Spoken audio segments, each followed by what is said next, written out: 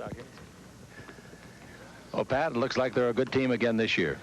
Well, are you talking about us or the Spurs? Both, but you in particular, the world champion. Well, I think we should, Chick. You know, we've been together 8 years, the core of the team has, and I think there's great leadership on the floor. There's an awareness now of not only each other's skills out there on the court, but they really like each other. There's good camaraderie and chemistry. So I feel good about the basketball team this year, probably as well as I've ever have about any team. Now, you took them down to Palm Desert, and that's the hardest I've ever seen a coach make a team work. So they were mentally and physically tough coming out of camp. Well, I'm from the old Sharman school of thought. You know, Bill Sharman used to work us in training camp, and he always had the mentality that it's important to get out of the blocks. Well, a lot of other teams might be developing their rosters and not sure about who they're going to play. I think veteran basketball teams that have been together, you don't have to do a lot of teaching. So we really stress conditioning, and I think our players right now are in great shape. A.C. Green, what has happened to him? He's just grown up, and I think the fact that he had so much respect, Chick, for our key players a couple of years ago when he came in as a rookie, and he just paid his dues, and last year he got his opportunity to grow a little more. I think this year he's got so much more confidence, and I think the players respect his work ethic and his effort that they really consider him, and he now considers him part of that starting five, and I think that's just the maturity of a player with a lot of talent. Can Mike Schmreck contribute this year? I think so, Chick. Again, another player that was raw.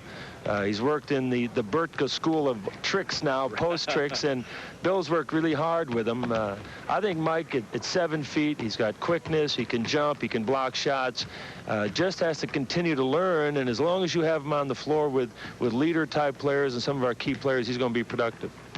The captain?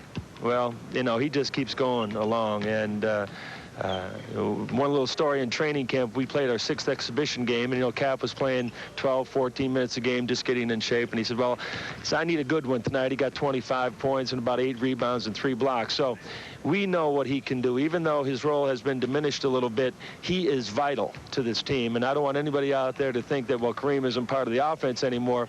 When we need a bucket, you know who we go to. We raise our fist. And when you need a good pass, a rebound, or a basket, you go to the Magic Man. Oh, he's the leader, unquestionably so, of our offense, and I think the players have put him out there. They respond well to Irvin.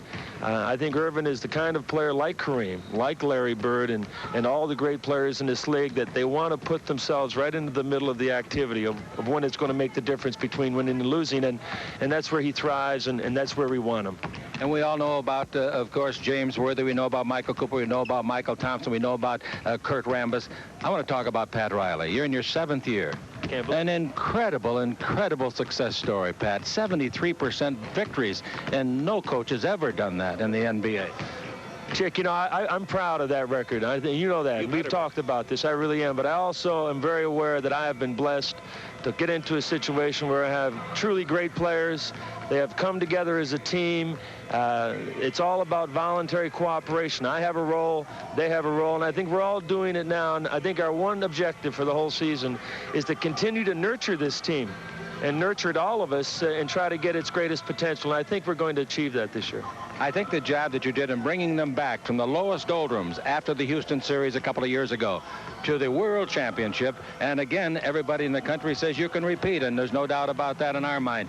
Pat, you've just done a remarkable job, and we're all so proud of you. And, you say you got great talent out there to coach. You got to bring them together, though. Each is a super individual. They respond, and they respond well, and I appreciate that. Thank you, Pat. Okay, Chip. We'll be back with more, ladies and gentlemen. This is the World Champion Lakers Basketball Network.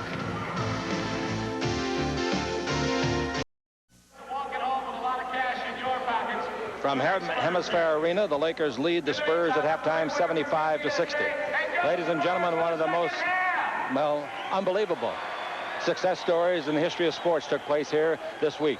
Andrew Drosis, who owns the Spurs, is the top man, signed David Robinson, the ensign at the Naval Academy, who cannot play for 2 years, to a huge contract. Let me tell you how it works. Now, he got $1 million the day he signed. He'll get another $1 million for playing this year, for not playing this year, but he'll get $1 million anyway.